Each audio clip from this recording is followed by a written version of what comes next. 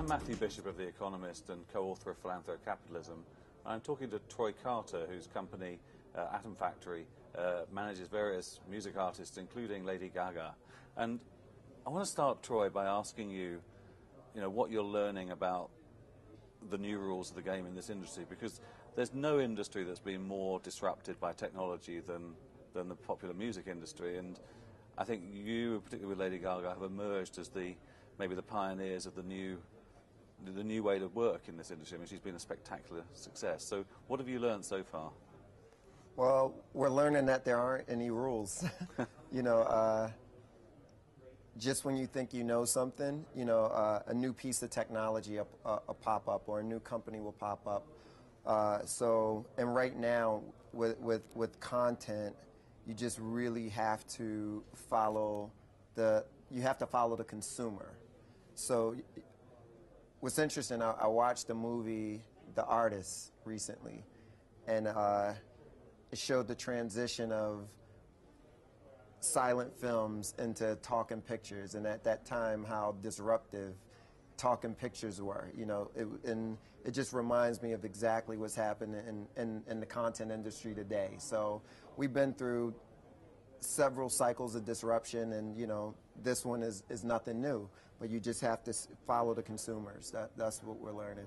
So you cut your teeth in the 1990s, and so you really saw this disruption up close. So what was the first phase? What was the second phase? How did you respond to them? Well, I saw the disruption, not to date myself, but from the vinyl to cassettes, then cassettes to CDs, then CDs to MP3s, and what happened with Napster and file sharing, and iTunes, and now Spotify. So when you have the luxury of being able to live through cycles, you fear them a lot less. And one of the things we've learned, you embrace it, and I think that's what's happening with the Stop Online Piracy Act, and this push for legislation against piracy. The problems aren't going to get solved through legislation. It's going to get solved through partnering with the companies that actually build the technology, and creating partnerships and scenarios that's going to be beneficial to the first to the consumer, but also to the content owners and the distributors as well. So just talk us through what you did and how your strategy evolved with Lady Gaga, because you had this new artist coming in. Did you see how big a role technology would play in her career, in her building up her fan base and so forth? No, it wasn't through any sort of architecture. It was what our company does. The problem was, at the time, pop music sounded a very specific way, and pop artists, specifically females, looked a very specific way. And here comes this artist who, she looked different, she sounded different, and radio wouldn't play her. We couldn't book her on television. And at that time, Facebook just became an open platform. They were moving out of colleges, and YouTube, was just taking off. Twitter was just starting, and we used those companies and those platforms as alternatives to radio and television. Because you were shut out of radio. Because we were shut out, so we had to find other ways to reach consumers. And at that time, consumption started moving from just terrestrial radio and broadcast television to the internet. So people were discovering new musicians on MySpace. People were discovering musicians on YouTube, and blogs like Perez Hilton or Pop Justice. So, and we use those guys as partners. Had you been a user of those sites yourself, or was this something you were coming to pretty new very as well? passively. People would send me YouTube links, so whether it was comedy links, or whether it was music I should be listening to, or you would look at some of these blogs as tastemaker blogs. So we were very familiar with the blogs and familiar with the technology, but not necessarily as a place where we would go and use them as our primary tools to break artists. So how easy did you find it to figure out what was going to work and how she was going to catch on using these different social media? Well, you know what? It was tough. You know,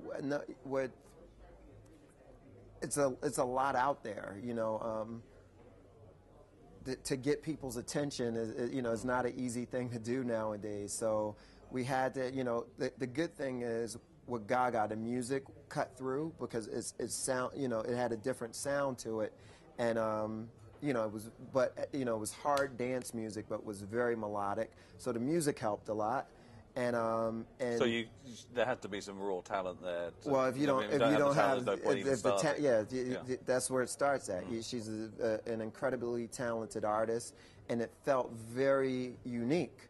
So so the visuals were very compelling, the music was very compelling, the story was very compelling, and and we just use social media and the various platforms as tools. So what was the moment where you suddenly realized that actually this social media thing is going to make a big difference?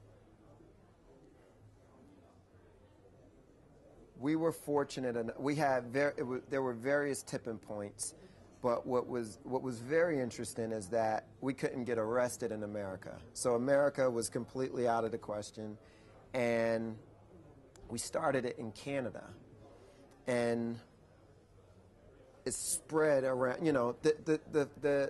What's interesting is that social media was one platform, but it really was basic 101s. It was her performing in nightclubs, doing 2 and 3 concerts a night, short sets in nightclubs.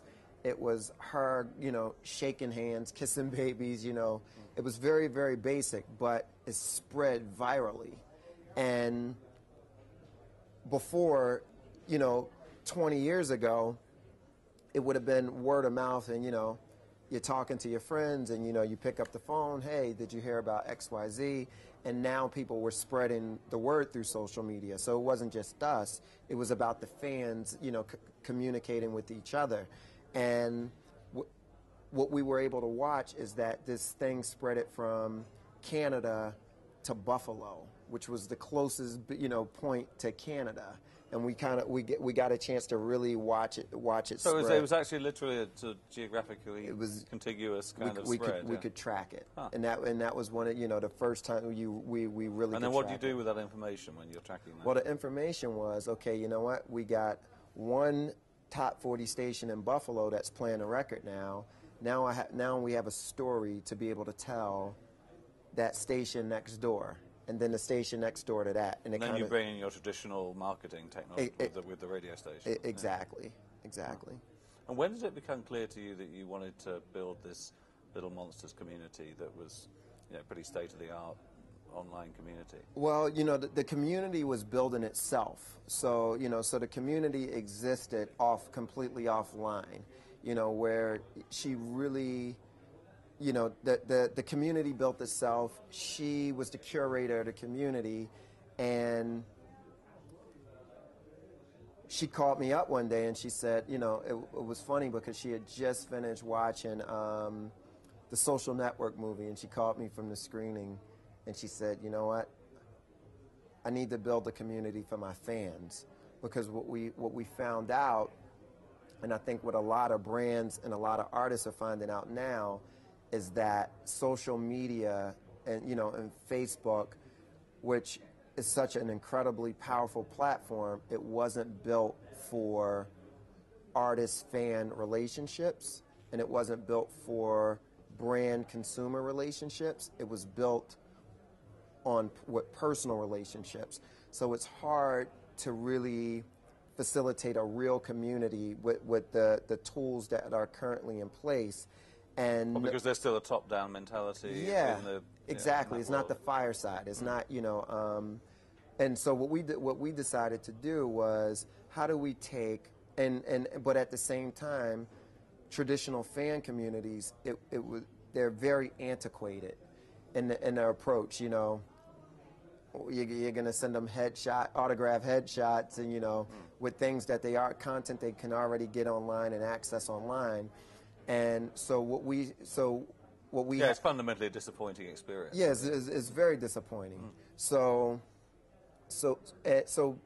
she came up with this idea, and we just kind of built on top of the idea and put engineers in place that could offer us the tools for the fans to communicate a lot better. And so what happened? So how's that So developed? well, right now we're in beta on it, and we're learning a lot right now. One of the very cool things, you know, when you first sign up, you're able to get your Little Monsters email address, which in her community, it's a badge of honor. You know, I'm a big sports fan, and I love the Lakers. You know, so the mentality was, you know what, if I could have a Troy at thelakers.com address, I probably, you know, would give that out just as much as I give out my Atom Factory address. And so it was taking a mentality of what do super fans want? What kind of content do they want to share? What kind of the fact that they want, how can we gate information so where they can feel like they have it first? How can we give them access to information first, to ticketing first, to content first, you know, whether it's music, video, and now that's information, because one of the things that's really broken in the entertainment industry, whether it's music or movies or television, and what the tech community has been brilliant at is data. Our data, as of now, has been very, very fragmented. So when you go to when you go to buy a CD, we don't know who's actually purchasing that CD. When you go to iTunes, we don't have access to that information on that customer that's buying the music on iTunes. When you buy a concert ticket, you have access to the database, but it's not rich information, and it doesn't tell you the habits of that consumer. So up until this point, we haven't been able to find out if somebody purchased this single but didn't purchase this single, if they went to this concert but didn't go to this concert. At what point are they listening to the music, and at what point in the song do they stop, or when do they skip a song on the CD? So it's real data that will help us in our decision-making process that we've missed out on all these years. So us being able to create these communities, now we're going to be able to have real access to real data to track the consumer, to track the fan, and to really have an idea of what they like and what they don't like. Yeah. And so this is going to fundamentally change the artistic process. 100. Not the artistic process, because the artistic process stays the same. And it's very important that the artistic process stays the same. You can't beta test music. You know, it's like it's you know, it's a funny story. You know, a big tech CEO. We're having a meeting with him, and he was asking one of the artists, do you A/B test your music? And the artist said, do you think fucking Picasso beta tested his paintings or whatever? You know, art is art, and you can't, you know, so I think you But won't an artist like Gaga, won't she, I mean, if she sees her Little Monsters reacting well to certain things, reacting badly to other things, I mean, that's going to change. I don't think it changes the artistic process. I think it changes the marketing process more than the artistic process. You know, if you know people are responding, you know, right now, you know, it's a simple algorithm on iTunes through purchasing that, you know what, you can tell what songs people are buying because they rise to the top in iTunes. So, or you can tell which song people are requesting more at radio stations. So, you know, it's easy to say, okay, you know what, my next single is going to be XYZ because people are requesting that song more, people are purchasing this more on iTunes, or people are listening to this more on Spotify. So it's easier to make those decisions. And, you know, whether it's reading message boards on fan sites, or, you know, so it's very, very easy to make those decisions right now. I think, so I don't think, but so to answer your question, I don't think you should let the data affect the actual process of making the music. So what are you discovering about what the superfan wants from that community? So far, what we're learning is that they want everything first. They want a seat at the table. So, you know, the real super fans, they have my personal email address. Yeah, my personal email address. How many people is that? Maybe about 75 to 100 around the world, in all countries around the world. And these are the kids that are sleeping outside the hotels. They're waiting at the airports. They're How often are they emailing you? Some fans will email me once a week. Some fans will email me when they know we're in a certain country. They'll email me when it's a crisis. You know, if music leaks, you know, the fans will email me and let me know that it's leaking. If it's certain sentiment on certain thing, whether positive or negative, fans will email me and tell me what the sentiment is in the marketplace. So we get a really good read, and they really like having access to me, and it's important that we respond and that they know that they have a real seat at the table, and you know, they work harder for us. You know, we have a real relationship with them. And what do they expect from the artist in return?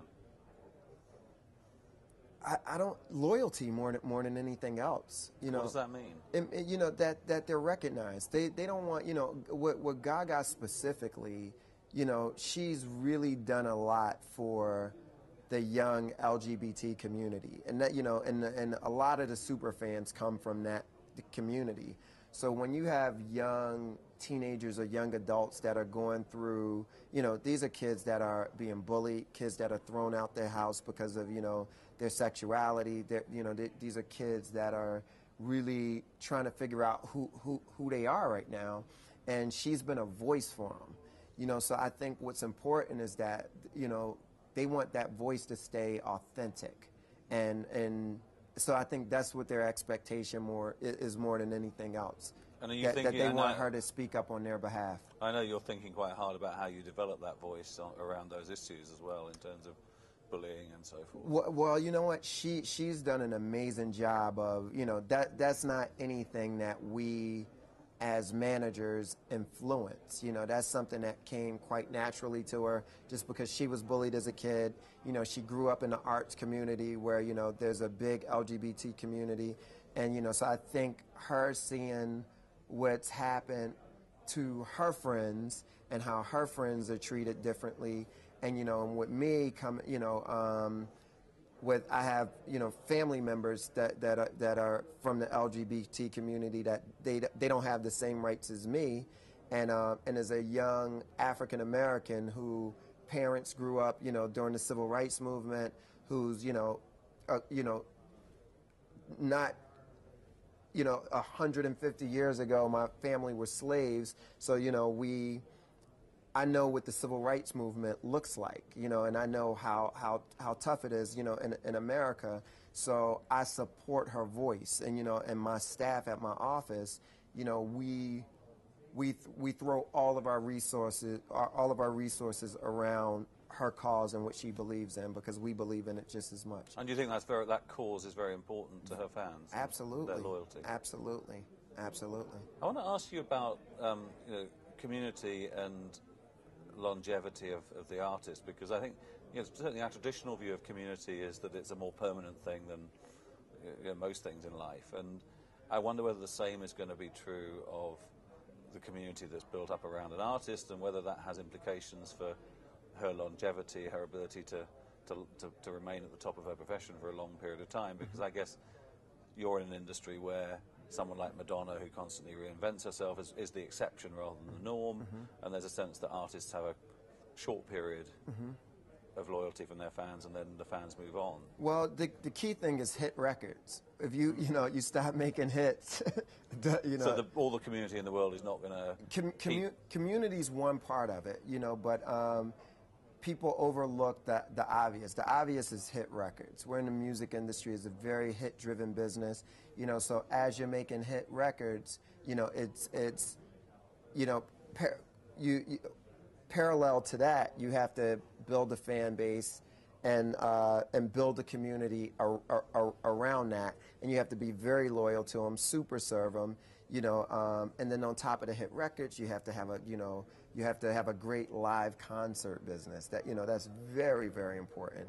And, you know, for Madonna, that's been one of the things. Madonna has built a great live career, and most of the bands that have had longevity, they'll go through cycles, you know, so where, you know, this album may be a hit, this album may not do so well, next album may be a hit, but the one thing that's been consistent across in the common denominator across these legacy acts, they've been great live performers. So whether it's U2, Bruce Springsteen, Madonna, Rolling Stones, you know, Bob Dylan, you know, all of those guys. And is the community, the online community, going to be the way it's kind of a sort of extension of that live element that allows you to maybe not need so many hits in future, that you keep things going? Not at all. No. I think it's community in general.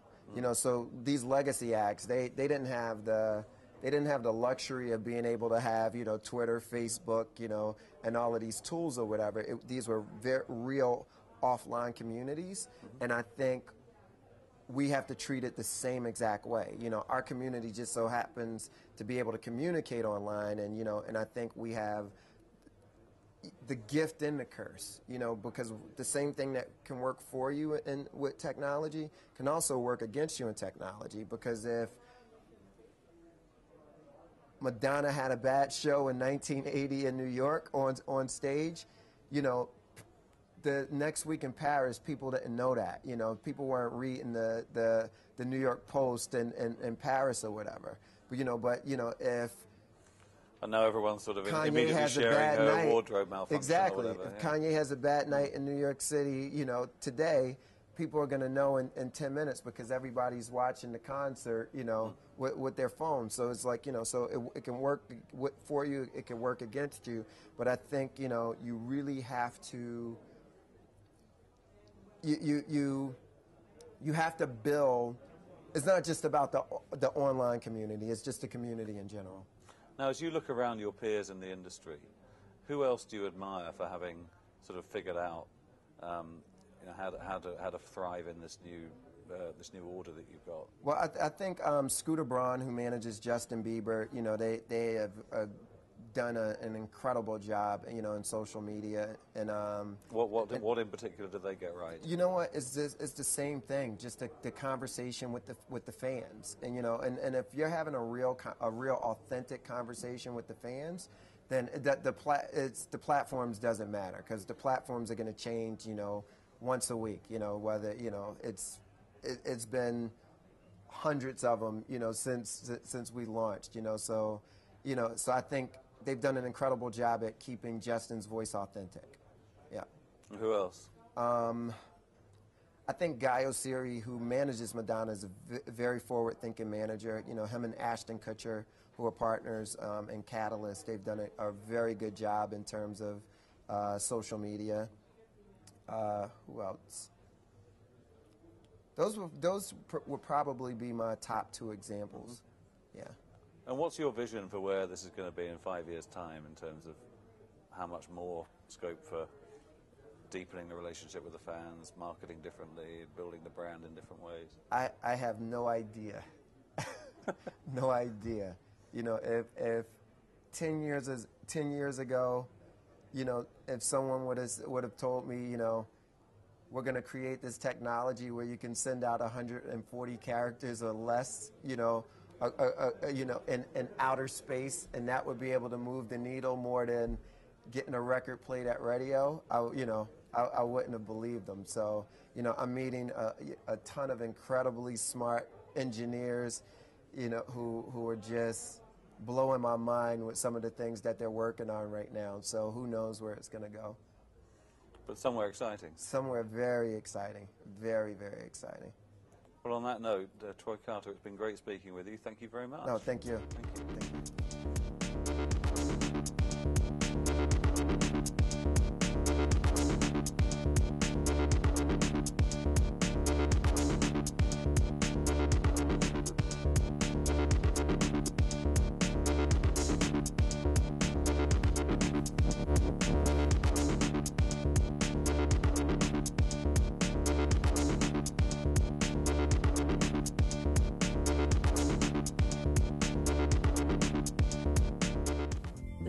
opinions and third-party content expressed on this channel are those of the authors and speakers, and do not necessarily reflect the opinion or position of Newswire Media. All data and information provided is for informational purposes only, and Newswire Media expressly excludes liability in the fullest extent permitted by law.